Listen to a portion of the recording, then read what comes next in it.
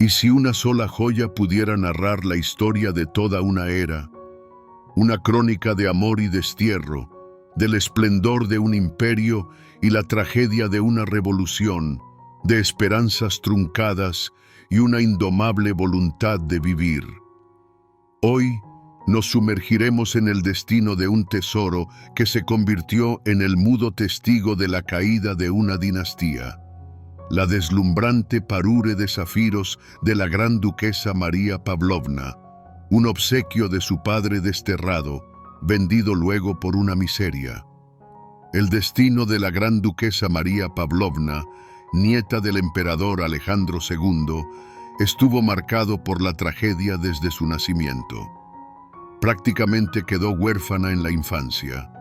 Su madre, la princesa griega Alejandra, hija de la reina de los helenos, Olga Konstantinovna, falleció muy joven, poco después de dar a luz a su hermano menor, Dmitri Pavlovich. Su padre, el gran duque Pablo Alejandrovich, hijo menor del zar libertador, encontró consuelo en una nueva unión poco después de la muerte de su esposa. Sin embargo, este matrimonio era morganático, desigual. Su elegida fue Olga Pistolkors, la esposa de uno de sus subordinados. Para la familia imperial, y en especial para su sobrino, el emperador Nicolás II, este acto fue imperdonable. El veredicto fue severo. Pablo Alejandrovich fue desterrado de Rusia, despojado de todos sus títulos y emolumentos. Sus hijos, María y Dmitri, permanecieron en su patria, separados de su padre. El emperador confió la tutela de sus sobrinos huérfanos a su tío, el hermano de Pablo Alejandrovich, el gran duque Sergio Alejandrovich, y a su esposa, la gran duquesa Isabel Fyodorovna, hermana mayor de la emperatriz Alejandra Fyodorovna.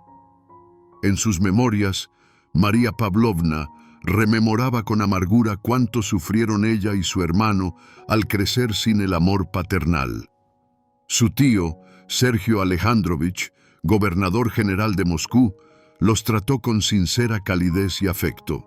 Sin embargo, a pesar de su profundo afecto fraternal por Pablo, nunca pudo perdonarle el segundo matrimonio, considerándolo una traición a la memoria de la difunta princesa Alejandra. Esta postura inflexible ensombreció la vida de los niños. Tras su ruptura con su hermano, Sergio Alejandrovich controló con mano férrea toda comunicación de sus sobrinos con su padre desterrado. Los pequeños gran duque y gran duquesa adoraban a su padre, y él a ellos, pero el tío tutor cortaba de raíz casi toda correspondencia.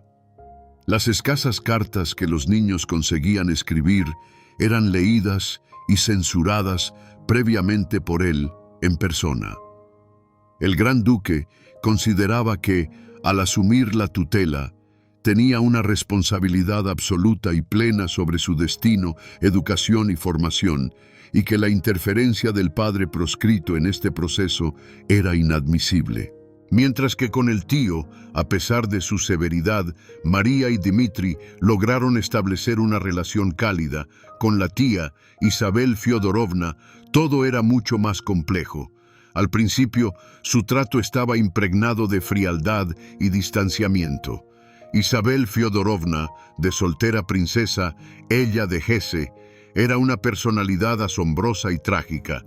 Existe la leyenda de que a la edad de 9 años, tras una terrible tragedia familiar, hizo un voto de castidad.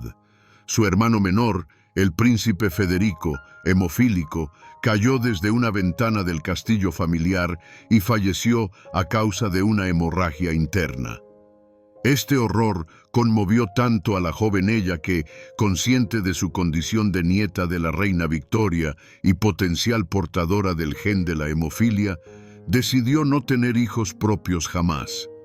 Se dice que, cuando el gran duque Sergio Alejandrovich le pidió matrimonio, la princesa le advirtió honestamente sobre su voto. Su matrimonio, según los contemporáneos, era un matrimonio blanco.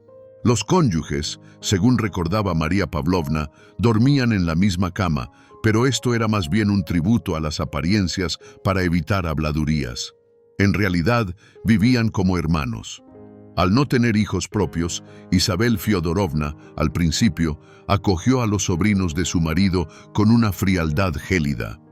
María Pavlovna creía que su tía simplemente sentía celos de ella y de su hermano por Sergio Alejandrovich, temiendo que le arrebataran su atención y afecto. Durante mucho tiempo, los niños no percibieron ningún cariño por su parte, pero el tiempo es el mejor sanador. Poco a poco, Isabel Fiodorovna se habituó a la presencia de los niños en su hogar. El hielo de su corazón comenzó a derretirse. Según las memorias de María Pavlovna, con el paso de los años, la gran duquesa llegó a mostrarles un afecto casi maternal. Un punto de inflexión fue la grave enfermedad de María, la difteria. Ella pudo observar la sincera preocupación de su tía. Isabel Fiodorovna no solo contrató a los mejores médicos, sino que permaneció sin separarse de su lecho. Y esto a pesar de que la difteria había cobrado la vida de su madre y hermana durante su niñez, por lo que la propia duquesa debía sentir un pánico paralizante ante la enfermedad. Este acto reveló a María la inmensidad del alma de su tía. A pesar de la trágica pérdida de sus padres, la vida de María y Dmitri en casa de sus tíos se normalizó con el tiempo. Sergio Alejandrovich e Isabel Fiodorovna poseían una fortuna fabulosa y los niños vivieron rodeados de lujos y comodidades. En sus memorias, María Pavlovna describía con admiración a su tía, sus modales nobles, su belleza etérea, su porte distinguido y un sentido del estilo impecable. Un lugar especial en esos recuerdos lo ocupaba la legendaria colección de joyas de Isabel Fiodorovna. Para estas riquezas se había destinado en el palacio una habitación entera, una verdadera cámara de joyas. María rememoraba cómo, al prepararse para un baile, su tía a menudo la enviaba a esa estancia con el encargo de traer tal o cual aderezo, y la joven princesa siempre cumplía esta tarea con emoción y deleite. Pero esta frágil idílica estaba condenada. Llegó el siglo XX y nubes sombrías se cernían sobre Rusia.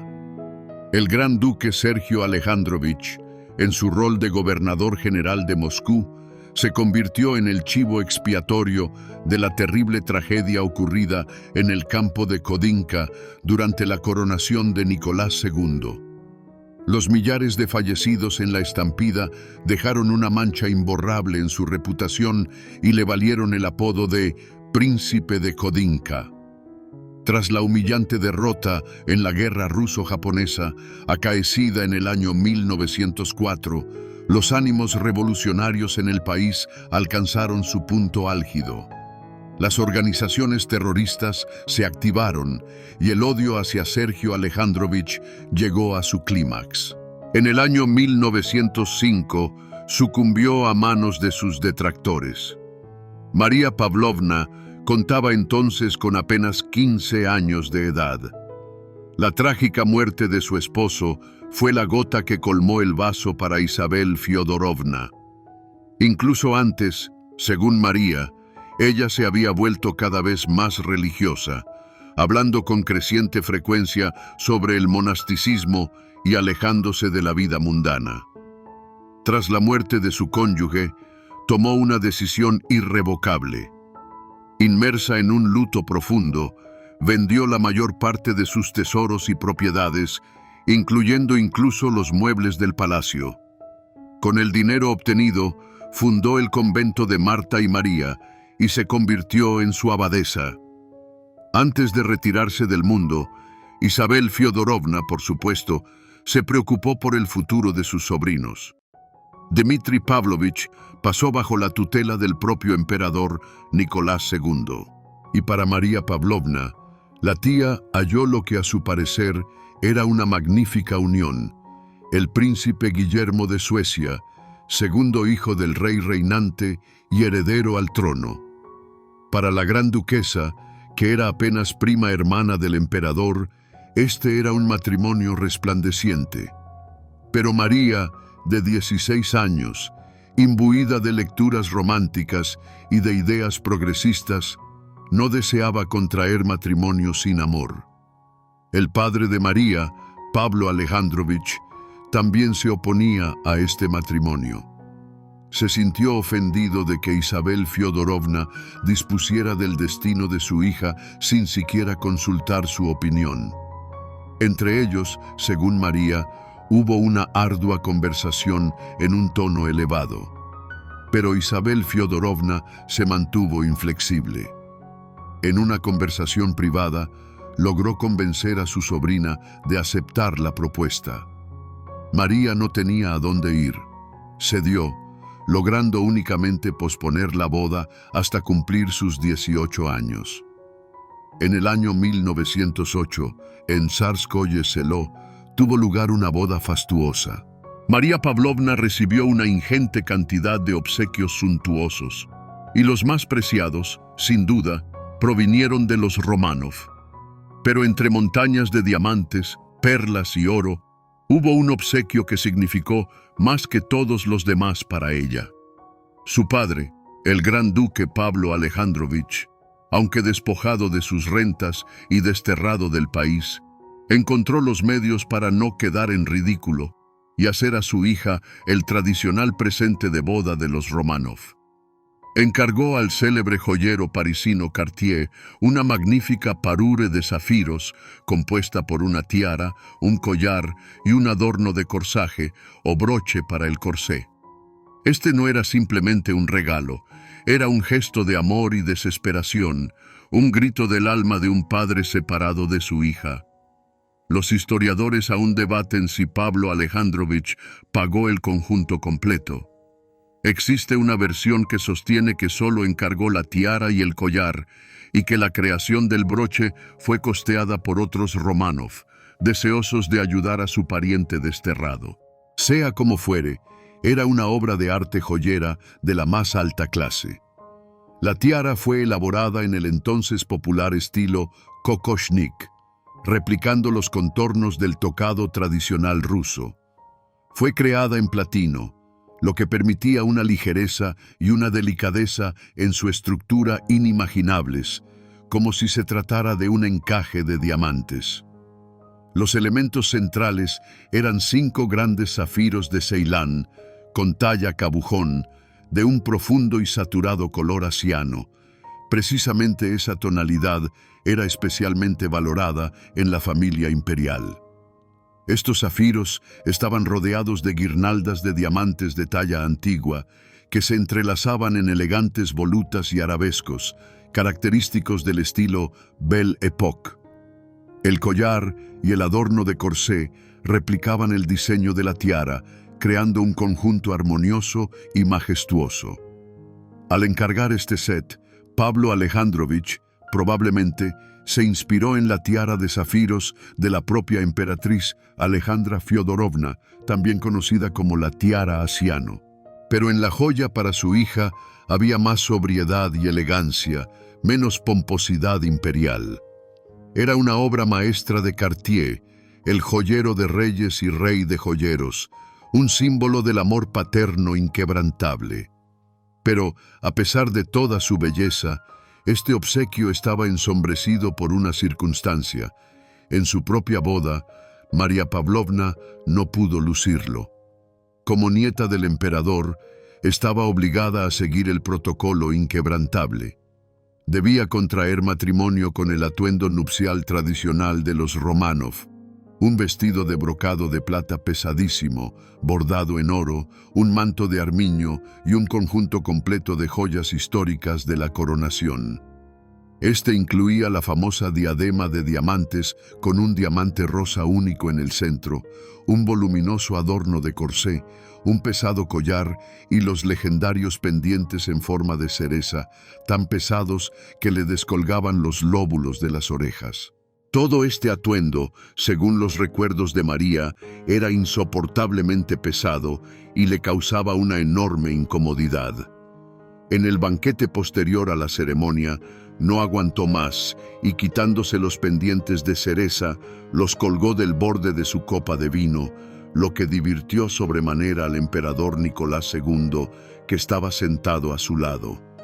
El regalo de su padre, lleno de un significado y un amor tan personal, permaneció en su caja de terciopelo, mientras su dueña deslumbraba con los diamantes oficiales de la corona.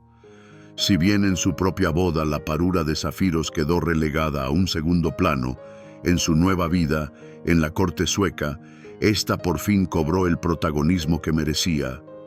La corte sueca, con toda su distinción aristocrática, palidecía considerablemente en suntuosidad y riqueza frente a la rusa, y las joyas que María trajo consigo resultaron ser la adición perfecta. Hasta nuestros días han llegado fotografías oficiales de la joven princesa Guillermo posando en su nuevo papel. En ellas aparece ataviada con el estricto traje de corte introducido en el siglo XVIII por el rey Gustavo III, un vestido de terciopelo negro ribeteado con armiño blanco. Y sobre este dramático telón de fondo en blanco y negro, los zafiros de su parura resplandecen con una fuerza deslumbrante. Este conjunto le sentaba de forma sencillamente deslumbrante.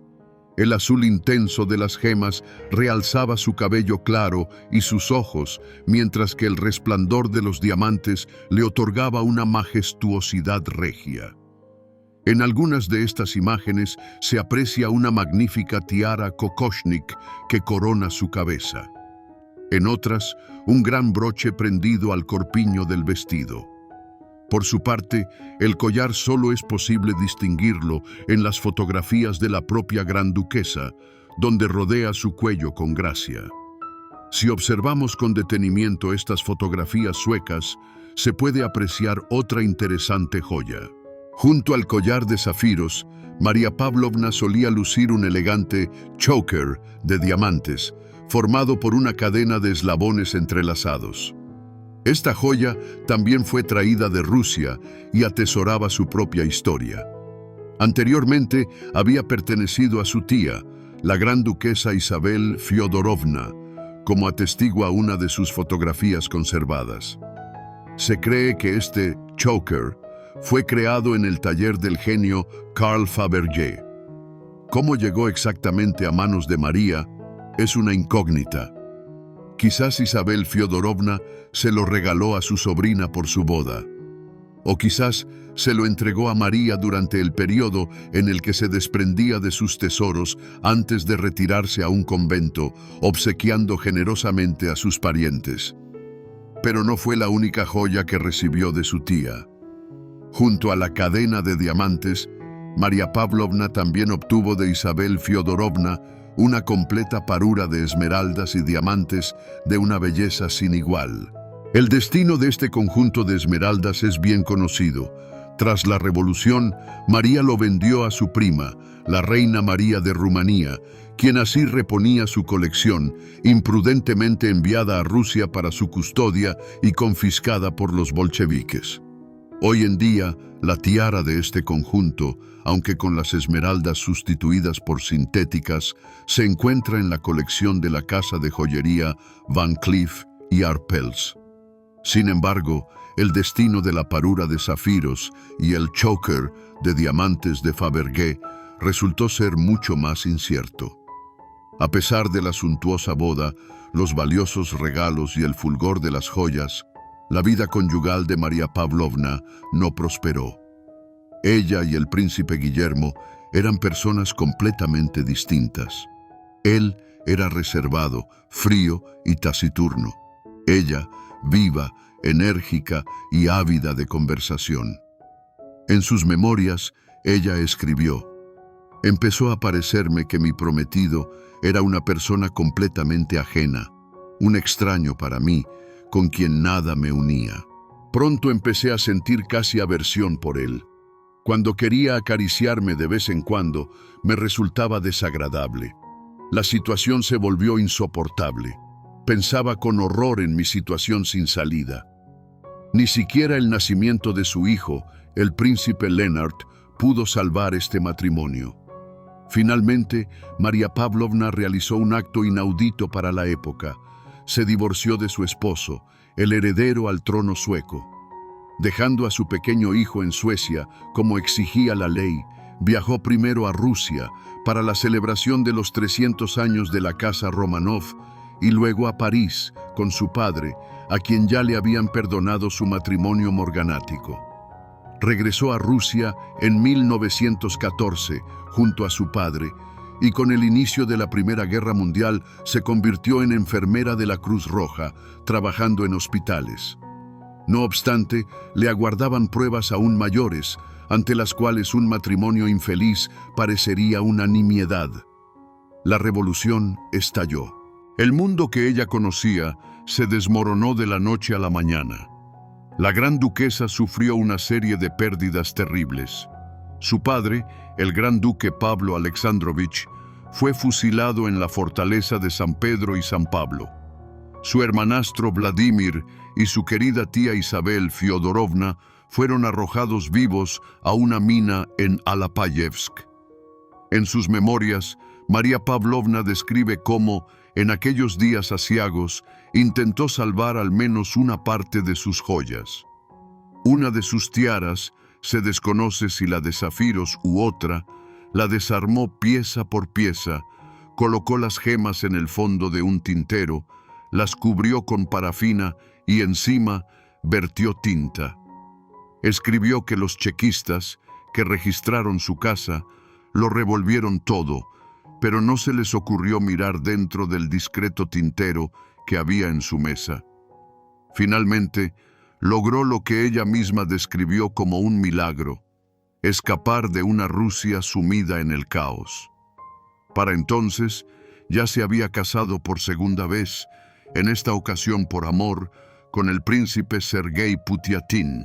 Al principio de su exilio vivieron con su prima, la reina María de Rumanía, pero pronto se vieron obligados a trasladarse a Londres junto al hermano de María, Dmitri Pavlovich. Y aquí la historia toma un giro inesperado. Se desconoce cuántas joyas logró sacar María de Rusia por sí misma, pero se sabe que, tiempo después, le fueron enviados a Londres los adornos que había dejado en la corte sueca tras su divorcio. Entre estos tesoros, casi con total seguridad, se encontraba la mencionada parura de zafiros, el regalo de su padre.